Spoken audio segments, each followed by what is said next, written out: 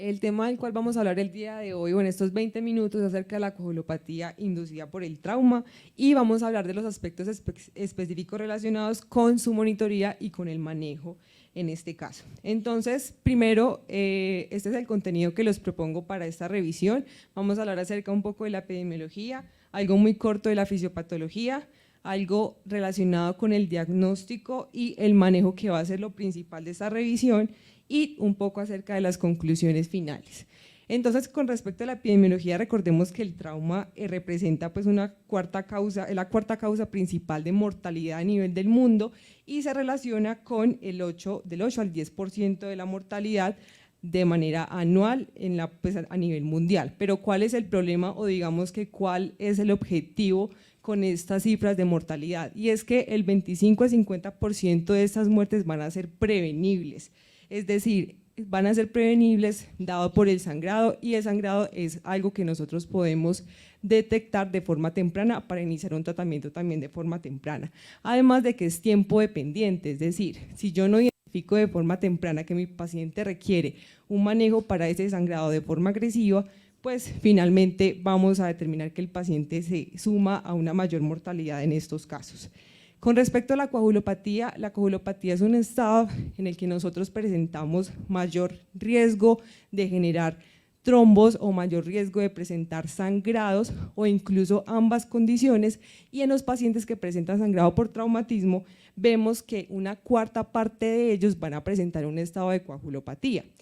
Sin embargo, vamos a ver que usualmente es un poco difícil diagnosticar este tipo de pacientes por la fisiopatología tan compleja y tan dinámica que se presenta en la coagulopatía.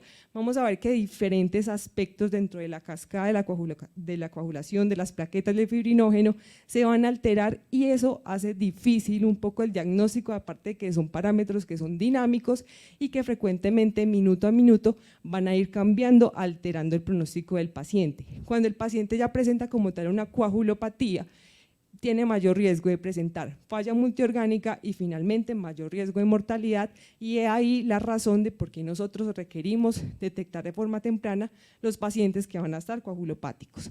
Vamos a hablar un poco de la fisiopatología y qué es lo que ocurre en un paciente coagulopático. En un paciente que tiene o que se presenta con trauma y que tiene un sangrado activo, genera inicialmente pues un proceso de hemostasia primaria, pero posteriormente vamos a ver que se presenta un proceso de un fenotipo sangrante, es decir, hipocoagulable. El paciente se genera o se presenta un mayor consumo de esos factores de coagulación, como ustedes ven en la imagen.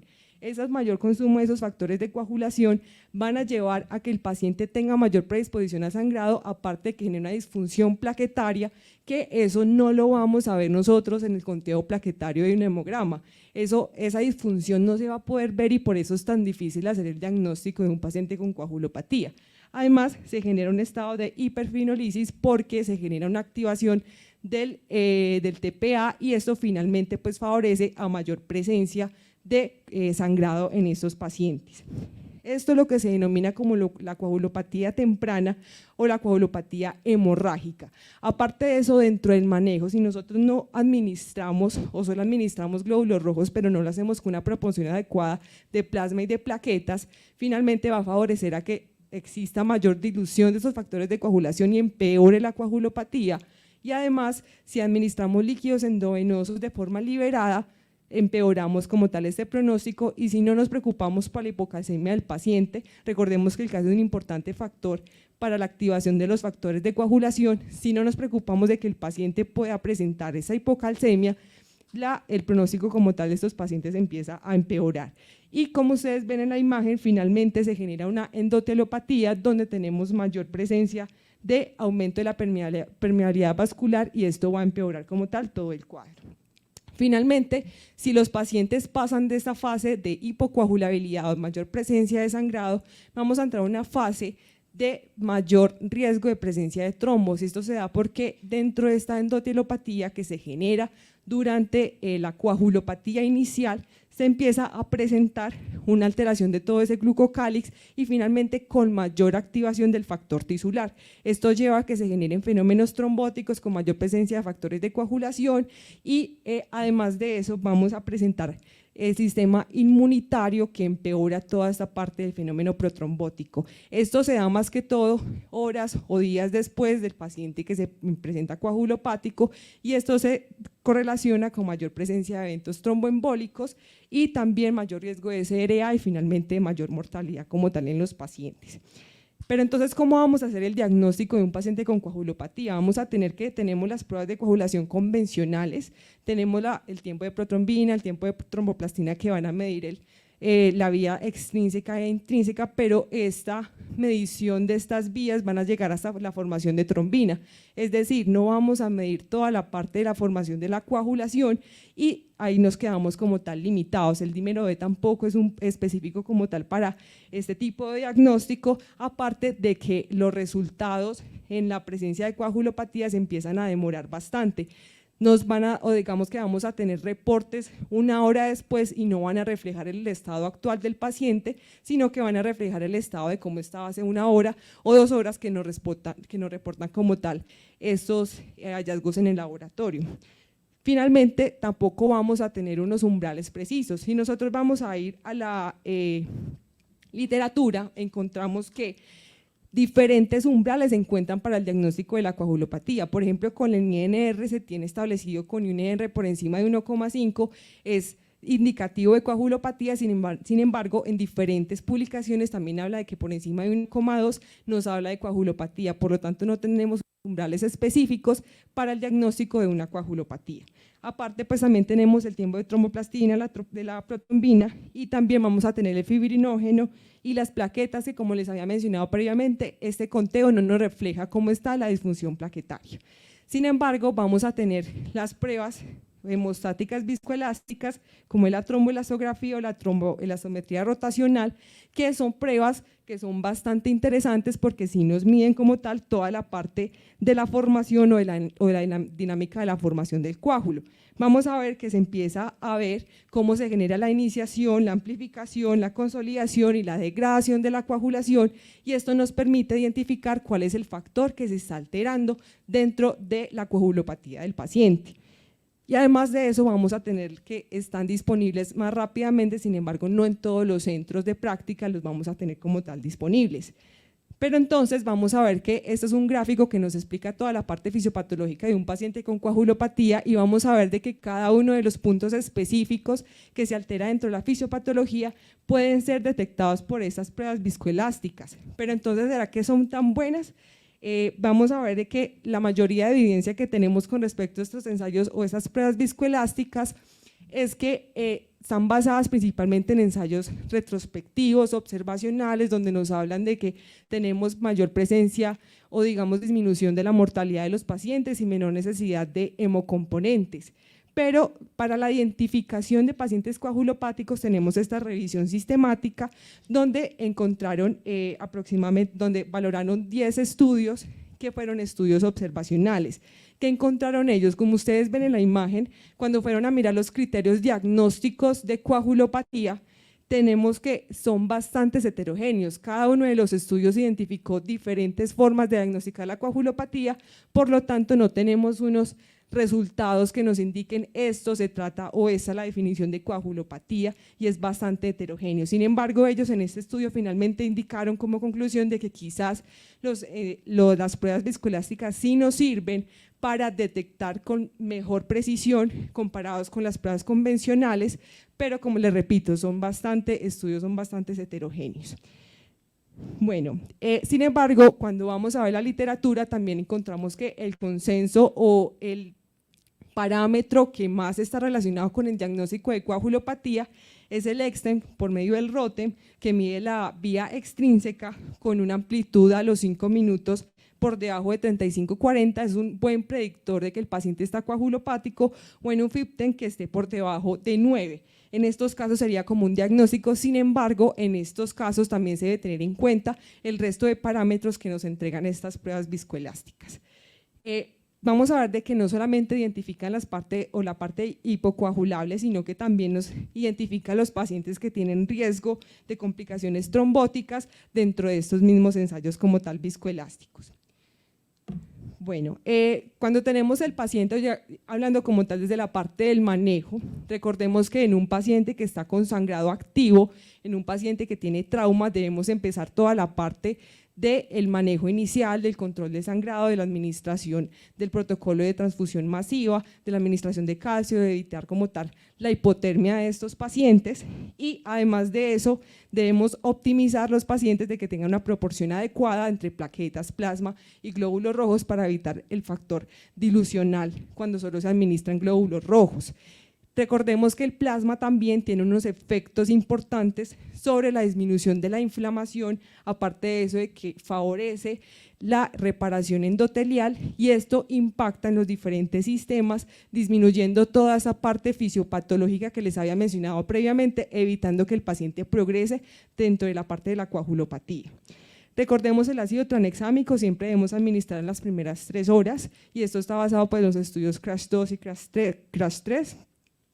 Y nunca olvidar como esta parte. Sin embargo, después de que se inicia este protocolo o este inicio del manejo del paciente, después de que se administra ese protocolo de transfusión masiva, el ácido tranexámico, el control de la hipotermia, esto después se debe basar, o el manejo subsiguiente debe ser basado por objetivos. Los objetivos pueden ser igualmente con el uso de las pruebas convencionales, sin embargo vamos a ver de que también las pruebas viscoelásticas tienen un valor dentro de la reanimación o del manejo de los pacientes que están en proceso después de que se hace el manejo como tal inicial. Entonces vamos a ver de que estos son 2 estudios aleatorizados y controlados. Esto fue en un estudio que fue realizado en un solo centro de trauma, y ellos detectaron que disminuía la mortalidad y que disminuía el uso de los hemocomponentes en estos pacientes. Sin embargo, en este otro estudio que les muestro, que fue el estudio ITACTI, que fue un estudio multicéntrico, no se encontró diferencias en mortalidad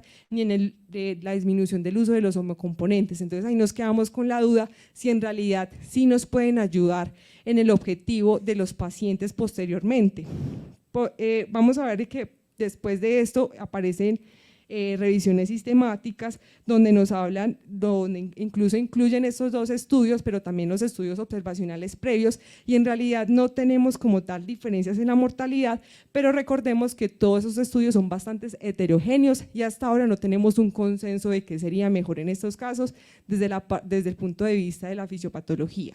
Este es un algoritmo diagnóstico que me pareció bastante útil para hacer el manejo objetivo de los pacientes con coagulopatía después de la reanimación inicial.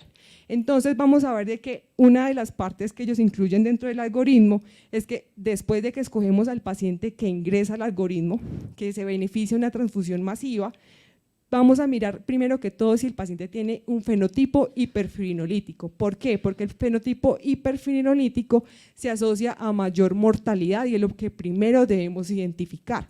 De hecho, ¿cómo se identifica? Con una amplitud a los 5 minutos en el Exten por debajo de 35 y un CT en el FIBTEN por debajo mayor de 600 segundos. Esto fenotipo lo identificamos dentro de la curva como una curva diamante, y esto nos identifica como el diamante de la muerte. ¿Por qué? Porque estos pacientes tienen importante mortalidad. Entonces, si lo identificamos el fenotipo hiperfibrinolítico, debemos manejarlo con el ácido tranexámico de forma temprana para evitar el peor desenlace en nuestros pacientes. Después de que identificamos que el paciente no tiene un fenotipo hiperfibrinolítico, nos pasamos a ver si el paciente requiere necesidad de fibrinógeno. El fibrinógeno se ha visto de que es uno de los parámetros que se altera dentro del paciente con trauma. El paciente con trauma de forma inicial es uno de los componentes que vamos a ver de que se disminuyen por diferentes factores como ustedes ven en la gráfica. Sin embargo, vamos a ver que incluso ya no se considera como valor o tener un valor de fibrinógeno para iniciar la administración de fibrinógeno, sino que ya se identifica que los pacientes se debe administrar de forma temprana, incluso dentro del protocolo de administración de la proporción plasma, plaquetas, glóbulos rojos, no administrar plasma, sino administrar concentrado de fibrinógeno, porque el plasma fresco congelado no es práctico para aumentar los niveles de fibrinógeno. Esto incluso lo recomiendan las últimas guías europeas, pero no se tiene como tal un consenso, como tal en esa parte específica. Después de que miramos la parte del fibrinógeno, miramos en realidad si el paciente está con hipofibrogeninemia y vemos si el paciente requiere la administración, ya sea con plasma fresco congelado o con crioprecipitado o con el concentrado de fibrinógeno, porque el plasma vamos a ver de que en realidad no aumenta los niveles de fibrinógeno como nosotros desearíamos en estos casos. Posteriormente a esto vamos a ver si hay una disfunción plaquetaria. Con la disfunción plaquetaria es importante estas pruebas viscoelásticas porque nos permiten detectar si el paciente en realidad se beneficia de la administración de plaquetas y no solamente nos guiamos por el conteo plaquetario. Y después de eso vamos a mirar el tiempo de coagulación y es ver si el paciente se beneficia en estos casos de la administración de plasma fresco congelado, de crioprecipitado o de concentrado de fibrinógeno finalmente, para mirar si el paciente en estos momentos requiere o no la administración o disminuir esos tiempos de coagulación iniciales. ¿Qué es lo que pasa? Administramos fibrinógeno, administramos crioprecipitado, en realidad la evidencia no es muy sólida con respecto a esto. En el estudio, espera un momentico, en el estudio como tal FIPTEN, identificamos que estos pacientes no tienen una diferencia significativa con respecto al crioprecipitado y versus con el concentrado como tal de fibrinógeno. Hay otra parte importante que es el complejo protrombínico. Este complejo lo que nos permite es la administración de estos factores y se ha relacionado a que quizás podría ser mejor que la administración de plasma fresco congelado. El problema con esto es que una evidencia no es muy sólida con respecto a la administración de este manejo. De hecho, este estudio, que fue el estudio PROCOA, que se publicó hace como 3 días, nos identifica que la administración del el complejo protrombínico no es superior como tal a la administración de placebo en pacientes que tienen o que requieren una transfusión masiva. Por el contrario, se aumentaban los riesgos tromboembólicos. Entonces aquí nos quedamos con la duda si en realidad se requiere la administración de este complejo o si continuamos con la administración de plasma fresco congelado en estos pacientes. Sin embargo, las guías son muy claras y nos dicen de que si finalmente su paciente sigue sangrando después de la administración de ácido tranexámico, del complejo de fibrinógeno y no tenemos como tal un control del mismo, se podría considerar la administración de este complejo. Hay otras medidas que son como tal el reemplazo del factor, el factor 13, perdón, y el factor 7 activado, y vamos a ver de que en realidad estos no tienen una muy buena evidencia, a no ser de que se demuestre de que hay una disminución como tal de estos factores. Finalmente, vamos a ver de que esta es el manejo del paciente que tiene un fenotipo hipocoagulable o un fenotipo con mayor riesgo de sangrado, pero el paciente que ya pasa con mayor riesgo de trombosis, recordemos que estos pacientes apenas tengamos un control adecuado del sangrado, debemos garantizar que se le inicie la tromboprofilaxis en las primeras 24 horas, porque si no la iniciamos el paciente tiene mayor riesgo de presentar riesgos tromboembólicos. Como conclusiones finales, en realidad vamos a ver que el diagnóstico de la coagulopatía asociada con el trauma es bastante difícil, no tenemos unos umbrales específicos. La literatura no tiene consensos sólidos con respecto a eso, pero ante la duda debemos iniciar el manejo de forma temprana porque esto afecta dentro del desenlace o los desenlaces como tal de los pacientes. No tenemos una definición clara y el reconocimiento temprano de estos pacientes continúa siendo el pilar. Es necesario para investigaciones subsiguientes establecer cuál es los parámetros para un adecuado diagnóstico y con el fin de mejorar el desenlace de nuestros pacientes y un mensaje final es que en la práctica es mejor ser proactivo y preventivo antes de llegar hasta un estado coagulopático de los pacientes donde quizás todas nuestras hazañas terapéuticas no sean útiles en estos casos. Muchísimas gracias.